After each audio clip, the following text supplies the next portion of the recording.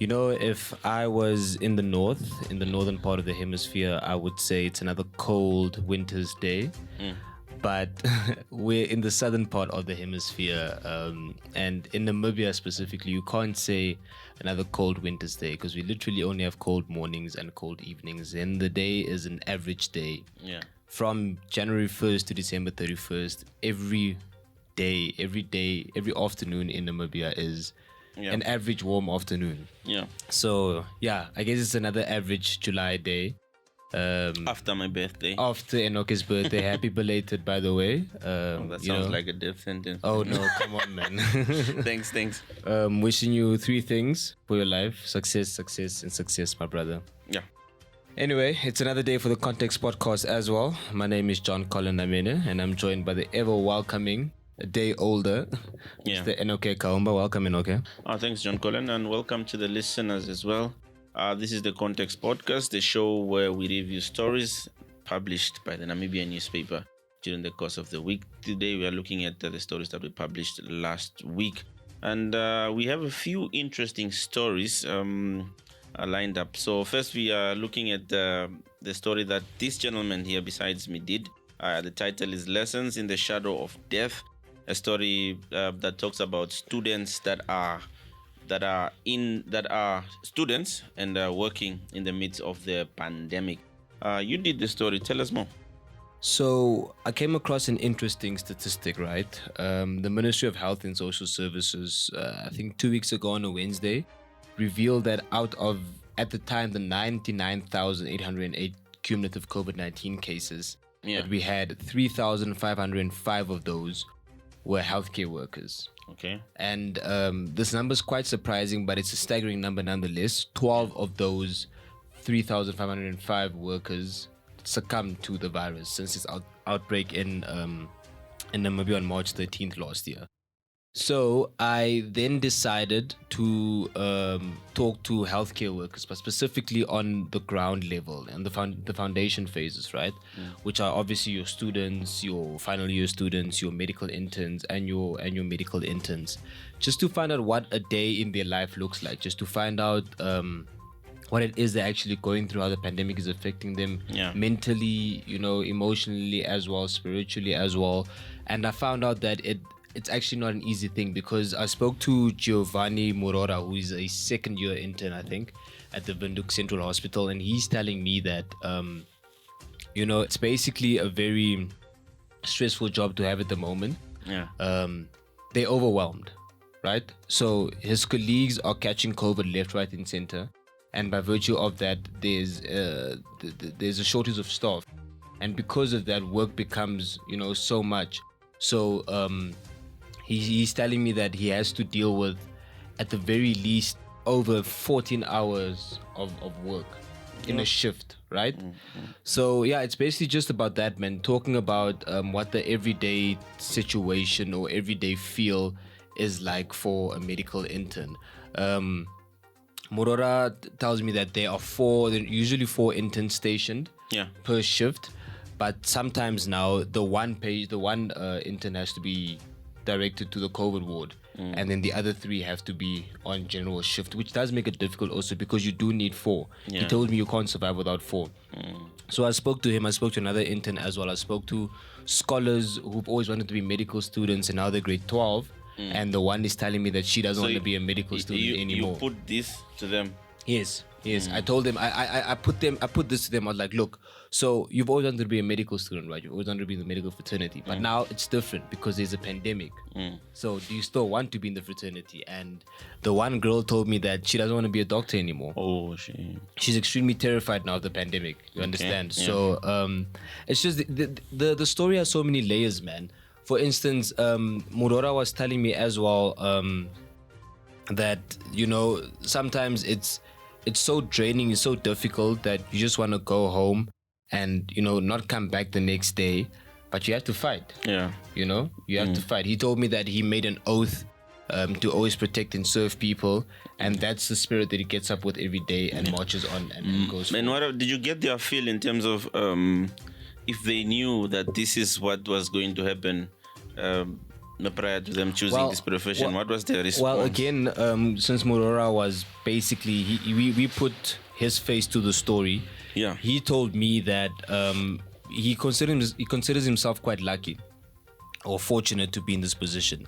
I mean, there's always a silver lining to bad things, and COVID-19 is a silver lining in the form of them having to actually experience a pandemic. It's the first time in a very long time where professionals in the medical industry, where medical interns and students are having to practice within a pandemic. It's the first time in a very, very long time. And the last pandemic we had was what? The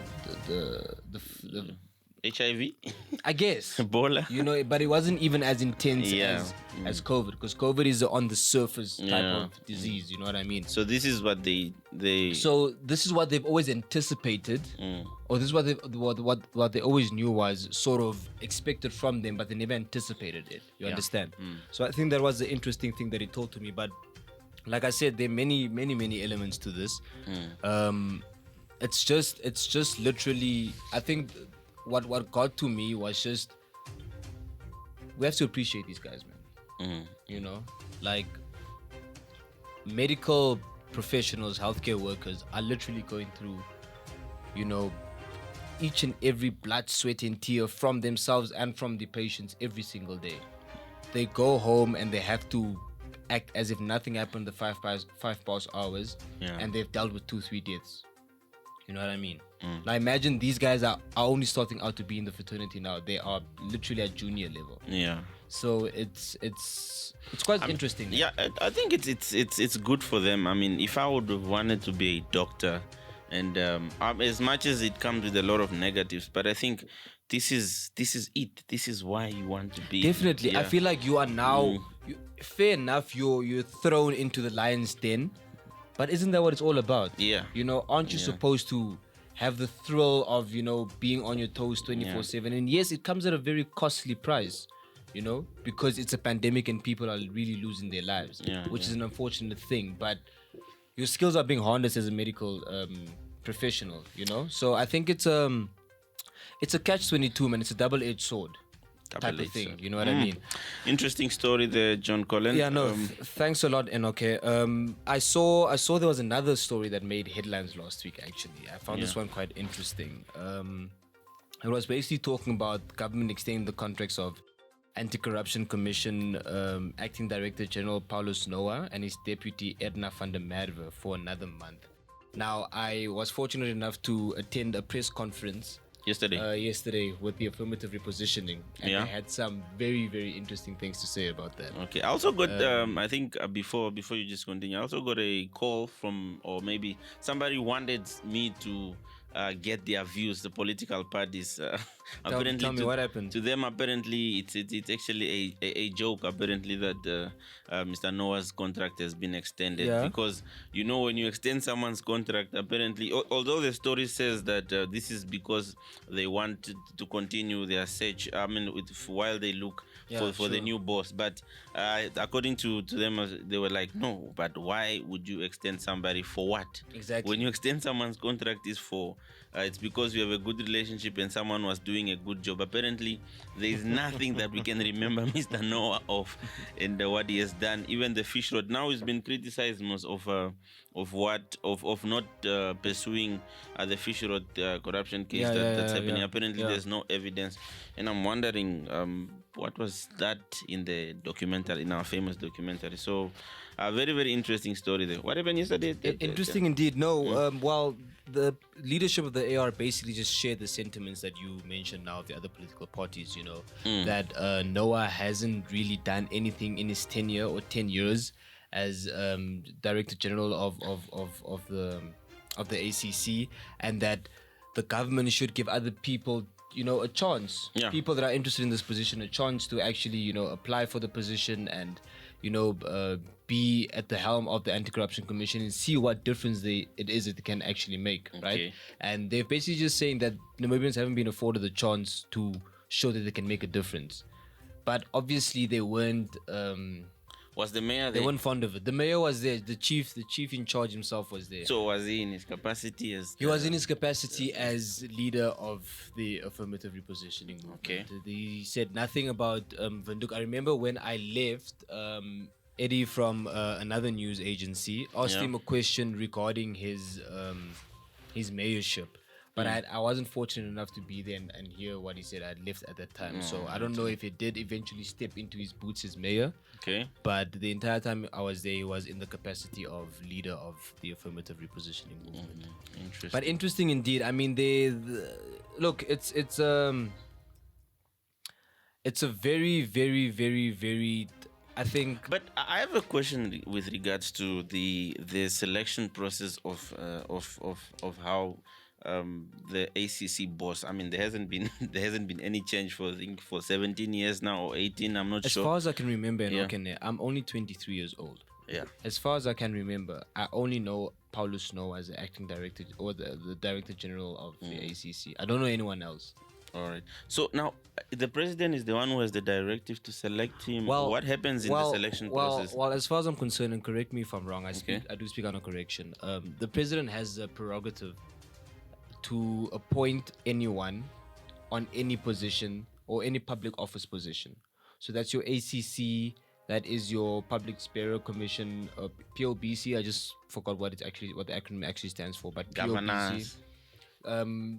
Not governors, yes, I guess, but governors, ministers, anyone that serves a public office is there on the might or on the, I guess, preference of the president, right? Okay. So at any given time, if Enoke Kaumba is acting general or director general of the ACC, then the president at the time can reinstate you, can remove you, can suspend you, can fire you, can do whatever it is he wants with your position at any given time. He has a constitutional right to do that. You understand? So that's why there's no people aren't criticizing the presidency, the office of the president. They're criticizing the person who's in that seat, who was in that office, because that person has ties and links to the person in the office of the director general of the ACC. But otherwise, those relationships, the way it's been going on now, is A-okay. It's normal for a president to keep a director general of the ACC for 50 years if he wants. But is it normal for... It's not normal for democracy. Okay, yeah. But fine, we'll talk about that democratic part later. But is it normal for someone who has been in a position as a watchdog, a corruption watchdog, and there's been clear corruption for the past years? I'm not saying that we haven't seen cases. I mean, I checked their website. There were some small corruption cases that were there, but there have been clear corruption on a grand scale. Land issues, people buying land, and all of that, and of course the big road, the fish road thing. But we still see him being reappointed or still sitting there. Shouldn't there be a different democratic way of? I mean, I see in South Africa, I think when a justice guy, chief justice, or a public protector, someone is being chosen. I think I saw Malema them sitting and questioning the person.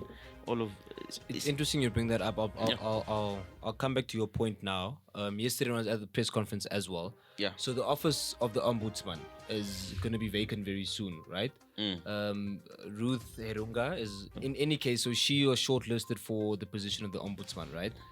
But before May, the position of the ombudsman was always done in this procedure. People will apply, people are shortlisted, then people are interviewed behind closed doors, and then the ombudsman is chosen. Yeah. But now, because the AR fought against that and they practically suggested we convert to this African system, it's now going to be done. So now we are going to witness something for the first time in our lives as Namibians, where the position of the office of the ombudsman is going to be publicized, or it's going to be conducted in a public interview, basically. So, yeah, back to what you were saying. I think that's the way things should be done. Yeah. But unfortunately, that wasn't applied to the position of Director General of the ACC. It was only applied to the position of the Ombudsman. But I think if it is done in that way, that will create a more democratic way, a way that seems more transparent, and a way that seems more principled. Because now it just seems like cadres of certain parties are being deployed to fill these positions. And we saw, I think there was a story that Saki did that says that Noah has links to the which is, I mean, it is right to choose a political party. No, of course, sure. But you see such things. So if we have maybe those panelists that will be there choosing them from from different political parties, that makes it more democratic. You need to be publicly scrutinized if you're going to have or be part of a public office. Yeah. You need to be publicly scrutinized. So that's last week's story written by Tilani Mungudi. If you'd like to read more about it, the title is Noah Gets 1 Month Extension. Interesting story, that one. Interesting indeed. Yeah. So yeah, moving on. Tell us about the story. We also had a story about a Zoom fitness session leading to a robbery arrest. That's an interesting one. Give us more insight. You didn't do the story, but let's look at this story. You know how I was saying COVID came with a silver lining? In this instance, I think it just echoes my point as well. Because if we weren't in a situation where we had to do things virtually and where we were forced to do things virtually and online, this story would have been completely different. Yeah. So there was a lady or a family, a person rather, who was attending a Zoom fitness session, right? So a virtual fitness session. And all of a sudden, 3 robbers broke into the house and attacked this person, right? But fortunately for the person and for the situation and for the police, the Zoom was obviously recording the person, right? And the Zoom camera or the laptop camera caught every single thing that happened. Wow. While the person was being attacked, viciously attacked. So, we spoke to Inspector Police, Irongo Police spokesperson Inspector Ileni Shapumba, and told us that 3 suspects basically forcefully entered the home of Rian Boyson and Elizabeth Rousseau around 8 o'clock in the morning before they attacked the couple. Now, Rousseau was the person attending the live training session, the online training session, when the robbers attacked her and Boyson with a panga. They demanded money, they demanded keys to the safe. You know, it was just bad. So Boyson's daughter-in-law now, Elzan Vailey, said the couple were begging the attackers to stop, and regardless of their pleas, they severely beat Boyson and even broke off a table leg and hit him in the face with it, you know. But again, little did they know that their actions were being recorded this entire time. Wow. So members of the Swakop Neighborhood Watch were alerted, and they also together alerted the members of the Namibian police, who then responded promptly and arrested the 3 suspects. Again, I say, this scenario would have turned out completely different if it wasn't for the situation we're in, because there was no reason for Boyson to be Silver attending. lining. Exactly. There was no reason for Boyson to be attending a live Zoom training session. You do training outside. Training is a physical thing. Yeah. So if it wasn't for COVID, they would have been outside. It would have been a completely different story. It shouldn't have been at home. Yeah.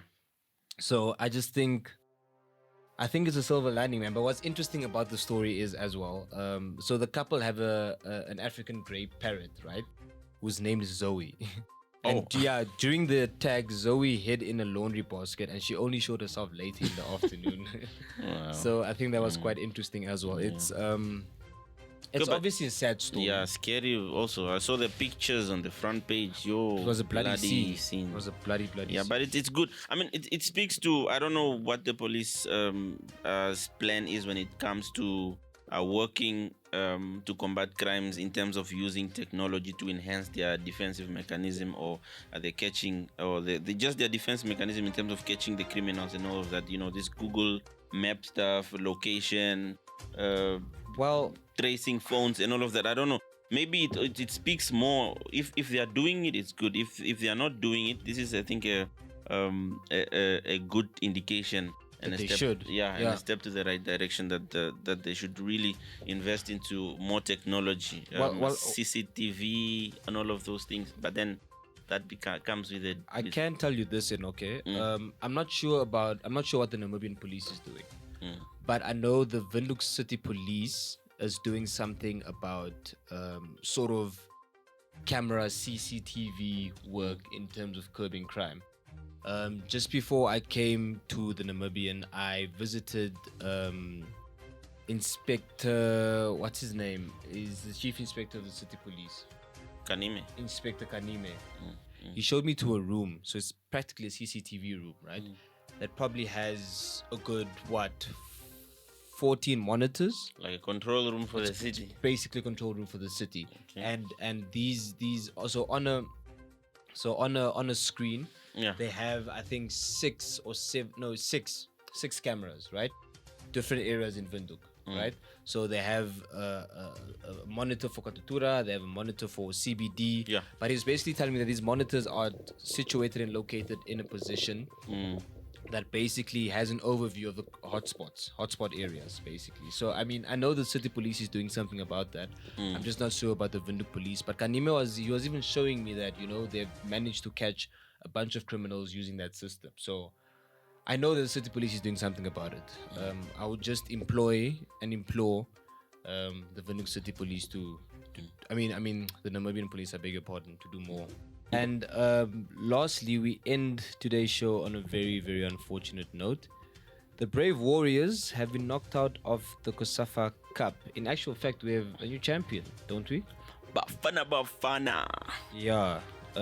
So there was an interesting story written saying Warriors succumbed to Mambas. We succumbed to Mambas. No, we really did, man. It was unfortunate. With the Warriors exit from the Cosafa last week, it reminded me of. It reminded me of a lot of things in terms of sports. When we qualified for the AFCON in AFCON 2019, it was at the expense of Mozambique. The same way we knocked them out is the same way they knocked us out. Sort of a revenge type thing. On a head-to-head. And then when we knocked them out, I think we had to play Cosafa again, and then we beat them at Cosafa. Yeah. And then the headlines were nice. Shefen is really, I like Shefen the way he does. He's a brilliant journalist. He's good on his tongue. So he wrote Mambas, Warriors bury Mambas. Yeah. So we play them and we bury them. This time we succumbed to the Mambas. But also another thing that it's clever. Yeah, it's very, very that I remember. It's that when we were knocked out, it reminded me of South Africa in 2012 when they didn't qualify for the AFCON. Yeah, everybody could not. Reading is important. They thought they qualified ahead of Sierra Leone in terms of goal difference, but when it comes to CAF or even Cosafa, they don't look at goal. They don't look at goal difference when teams are tied together, because it kills the head-to-head, the chances of the team that beat you. We beat you, now you're bringing goal difference. That's so right. we were knocked out because of because Mozambique had a better head-to-head record than us. They beat us, and they beat us 1-0, even though we had the same point, but they had a better head-to-head record because they beat us 1-0. Yeah. So it was very unfortunate. And why do you think? What happened? Did you watch the game? I watched the game. We lost. Plain and simple. Yeah, we're just not supposed to lose. All right. That's all. It's very sad. Look, the ball is round, man.